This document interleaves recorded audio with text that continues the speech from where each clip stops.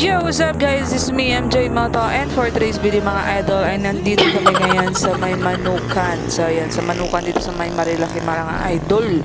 So ayan, naghahanap kami ng mabubudol. Charot. Maganda talaga mga idol no, kapag biglaan lang yung rides nyo kasi natutuloy talaga. Kasi kapag nakaplano talaga siya, ay nako dahil drawing lahat ng mga madlang people. Diba? Diba? Pure. O, te, ano naman ginagawa mo dyan, te? Ay, bida-bida ka talaga, te. Parang harang ka sa kamera ko. Gago! So yun mga idol, big shoutout nga pala kay Gerald Sol. So maraming salamat idol sa pagtag sa akin ng mga pitik ko. Thank you so much at ride safe ka palagi.